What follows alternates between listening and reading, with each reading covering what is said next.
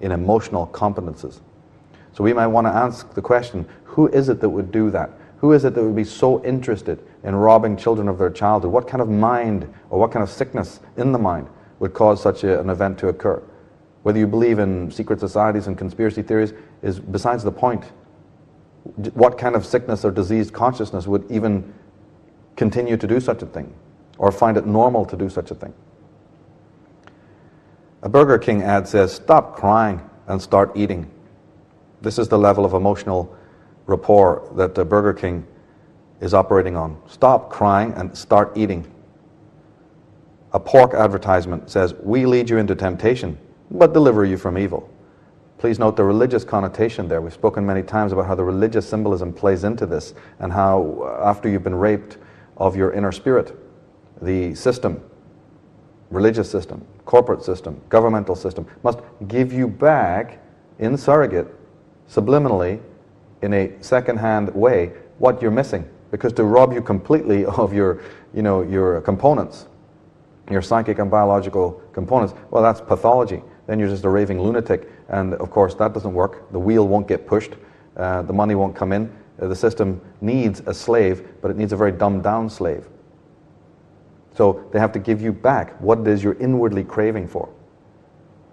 And if you can read, they're happy to tell you that's exactly what they're doing. A Haagen-Dazs advertisement says, "Maybe I'm a bit of a perfectionist, yet every time I have a Haagen-Dazs, I lose control." These advertisements are playing on the Thanatos instinct within human beings. Jean Kilbourne says that in a society in which one of two marriages ends in a divorce, we are offered constancy through our products. About 80 million Americans are clinically obese, and nearly 3 out of 4 are overweight. Indeed, in a culture seemingly obsessed with thinness and fitness, Americans are fatter than ever and fatter than people in most other cultures. 8 million Americans suffer from an eating disorder, and as many as 10% of all college-age women are bulimic. Eating disorders are the third most common chronic illness among females. And in my work I often mention that we are not here to blame the individual who is bulimic. That individual is doing absolutely the right thing.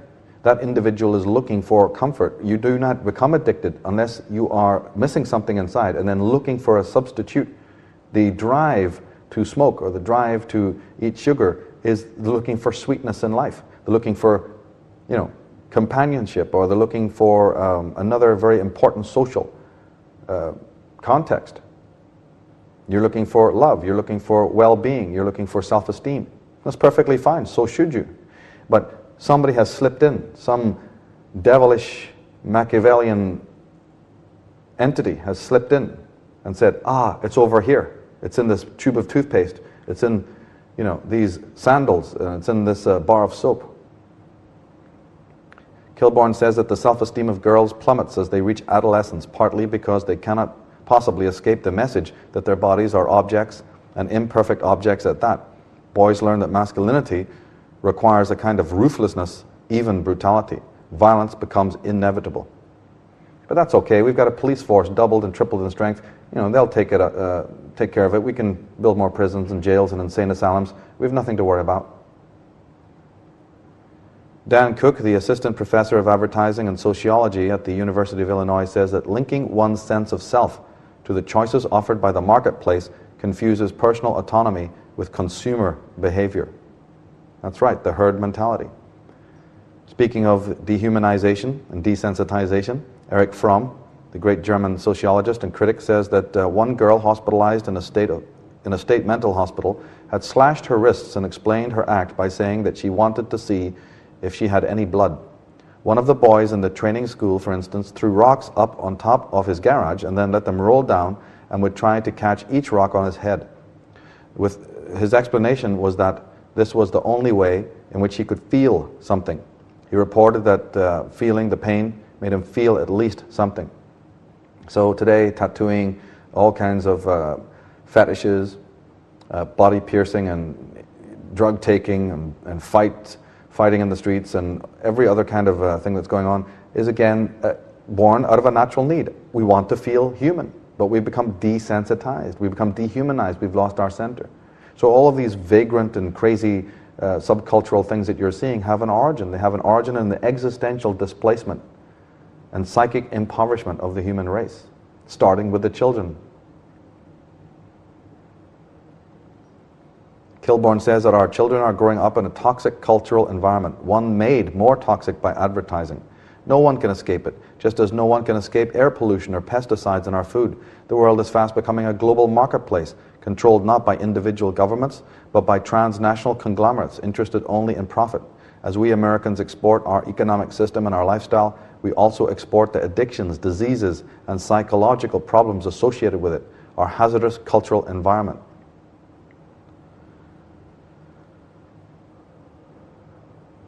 When we turn to the media in particular, we find that the work of Jordan Maxwell, the great historian and scholar, come in very handy, because he wants to elaborate and tell us in his discoveries and work that this operation, that the media, the tools that they're using, these weapons in their arsenal, are not something new, that this has been going on before historical eras. We find out, if we do a little homework, that the word media actually comes from a place. It comes from a people called the Medes. They existed in the Mediterranean area. That's where we get the word Mediterranean, mediation, meditation, and medication for. The Medes. The Medes are a group of people that lived not far from Persia. And specifically, the Medes were a cult of sorcerers, of witch doctors, of witches. And if you were a king or a potentate in those days, and you wanted to have a rival got rid of, or you wanted something else to happen and you couldn't use an official, overhanded way of doing that, open-handed way of doing that, you called on the Mede, you called on the Medes, and you let them take care of business, because they were the sorcerers and they understood the principles of magic, of how to get rid of your enemies for you. This is a subject you can study, and you'll find that there was a cult of people living in an area that were called on by all the powers of the world any time that any kind of sorcery needed to be done. And today, of course, we know we have the techno-shamans and the silicon sorcerers and the ivory tower witch doctors. But let us understand that they did not invent the techniques that they're using. And they're becoming more and more powerful.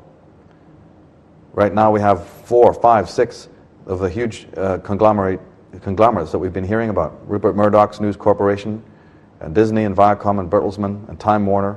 And of course, they own many other subsidiaries.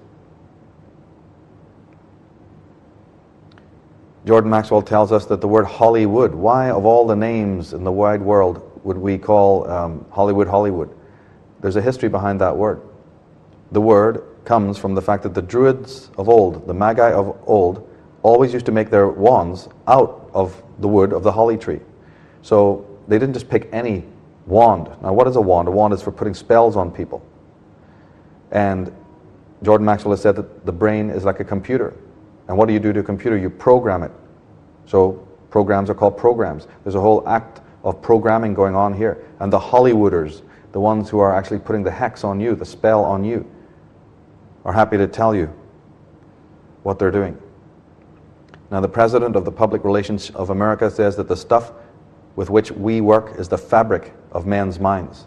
So let there be no doubt about it, that there's a perverse form of magic going on here by people who have been doing it for thousands and thousands of years. Now, Gene Kilborn says, some of the most talented and creative people in the world are dedicated to this work. Indeed, the most skillful propagandists of our time are not working for dictators. They're certainly not working exclusively for the Democratic Party or the Republican either.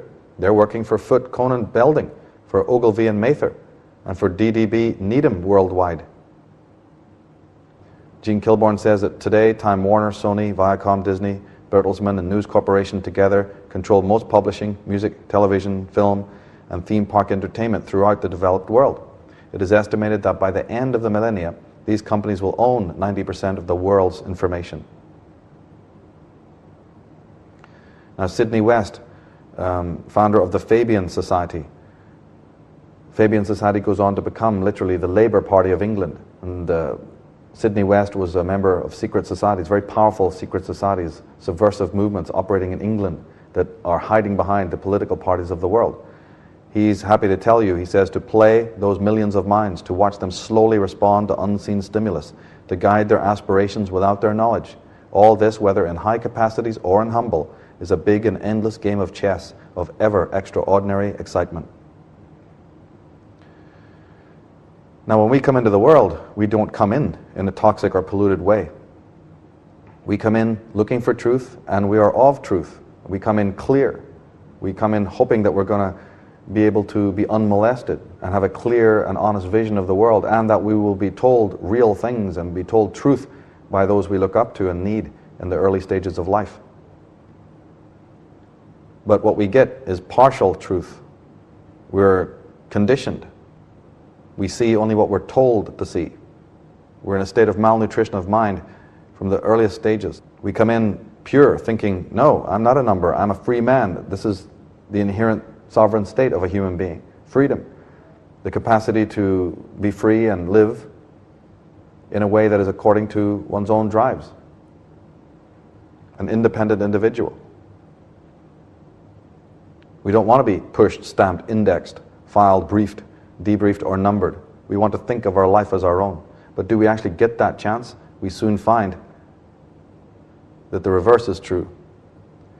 One of the methodologies that is used by these silicon sorcerers is the same type of techniques that the old voodoo doctors used to use. In order to make a zombie, and actually to make one, you had to use a solution that was made from the concoction from the datura plant. There was a plant called the datura plant, and the voodoo doctor would make a concoction from that plant and then administer it to a healthy individual, and it would zombify that person. But you see, you had to continue to administer that concoction every morning, otherwise the person would regain sanity and regain consciousness.